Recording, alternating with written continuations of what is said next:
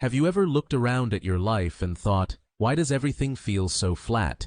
You're not unhappy, you're not struggling, nothing is wrong exactly. But still, you don't feel alive either. You go through your days on autopilot. Wake up, check your phone, do your job, eat, scroll, sleep, repeat.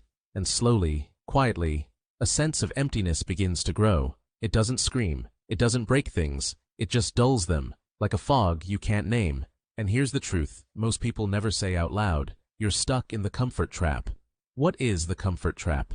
The comfort trap is when your life is safe, easy, and predictable, but soulless. It's when your routines are polished, but your heart is numb. It's when your days look fine from the outside, but inside, you feel like something important is missing. You've traded discomfort for convenience, challenge for routine, adventure for stability, and now, you're comfortable, but completely disconnected from what makes life feel real. How did we get here? Let's rewind for a second. As kids, we were always uncomfortable. New places, new people, new challenges. We failed, we stumbled, we tried things without knowing how. And because of that discomfort, we grew. We felt alive, not because things were easy, but because they were meaningful. Then we grew up, and we were taught that success means security, stability, a good routine, predictability. And slowly, the wild, curious, uncomfortable parts of us got buried. We traded wonder for Wi-Fi, risk for routine, wonder for just getting through the day. And over time, that trade becomes automatic. You start choosing the path of least resistance. You stop pushing your edges. You stop feeling deeply, because comfort becomes king. Why comfort feels good, but destroys you slowly? Comfort isn't evil. We need rest. We need safety. We need moments of peace. But here's the twist. What feels good in the short term often kills you in the long term. The couch feels good, until you lose your drive. The mindless scrolling feels good, until you forget what passion feels like. The same routines feel good, until your days blur together. The predictable job feels safe, until 10 years go by, and you wonder where your life went. That's the trap. Comfort isn't bad. But when it becomes the default, the goal, the lifestyle, it quietly drains the color from your life.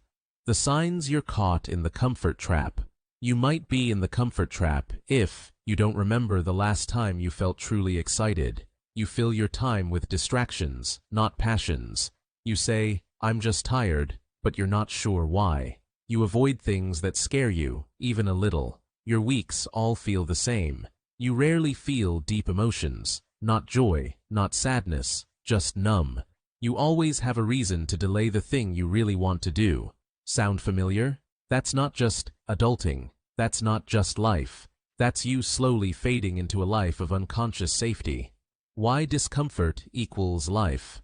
Now, here's the paradox. The things that make you feel most alive are also the things that make you feel most uncomfortable. Falling in love, terrifying, beautiful, starting something new. Risky, exhilarating, saying how you really feel, vulnerable, real, taking a big leap, scary, empowering.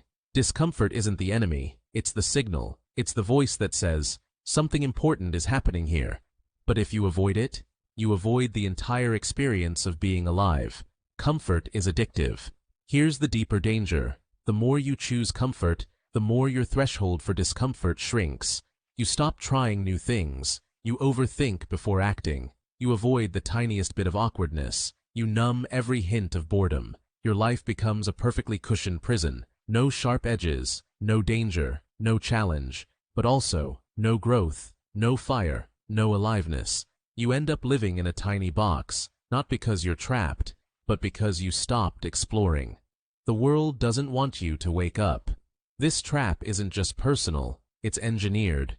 Companies make billions off your comfort. Apps are designed to be addictive. Food is designed to be comforting. Entertainment is endless. Everything is built to keep you just comfortable enough to never ask if this is the life you actually want. Because when you're numbed, you don't rebel. You don't question. You don't create. You consume. You stay stuck. And that's good for business. So, how do you escape the comfort trap? Escaping doesn't mean quitting your job or moving to the mountains. It starts internally. Here's how. 1. Discomfort rituals. Start seeking small, regular discomfort. Take cold showers, speak up in meetings, try something new and fail on purpose. Have an uncomfortable conversation, wake up earlier than you want to. Say no when you usually say yes. These tiny discomforts retrain your nervous system. They stretch your courage, they build momentum. Remember, the goal is not pain, it's aliveness. 2. Set aliveness goals. Instead of just productivity goals, set aliveness goals. Ask yourself, what would excite me to wake up for? What scares me in a good way? What would I do if I wasn't trying to look smart or safe? Then chase those. They don't have to be big. Even planning a solo trip, learning an instrument, or starting a side project counts. The key is to feel again. 3. Audit your comfort crutches. Start noticing where you overuse comfort. Do you scroll when you feel lonely? Do you eat when you're bored? Do you binge watch to avoid thinking? No guilt, just awareness. Ask, what am I really avoiding? Then sit with it. Breathe. Feel. Don't numb. The urge will pass, and you'll reclaim a piece of yourself. 4. Reintroduce wonder. Comfort makes life predictable. So break the pattern. Go somewhere you've never been. Talk to someone unexpected. Say yes to something spontaneous. Let yourself be curious again. You don't need a full plan. You need a pulse. 5. Make room for stillness. Strange advice in a video about escaping comfort? Not really. Stillness isn't comfort. Stillness is confronting, because in stillness, you hear the truth, what you really want, what you've been avoiding, who you've become. So sit, breathe, listen, let the silence reintroduce you to you. The truth about aliveness.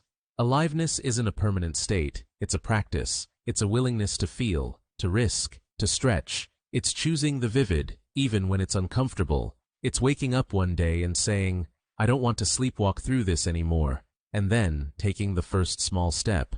Your life is waiting. You don't need to be fearless. You don't need a perfect plan. You don't need to figure it all out. You just need to begin. Get uncomfortable, get curious, get alive again. Because one day, you'll look back, and the scariest thing won't be the risks you took. It'll be the days you didn't, the dreams you buried, the love you withheld, the life you postponed for later. But you still have time, you still have choice, you still have fire, so don't waste it. Step out, stretch, risk something real, and watch your life open up.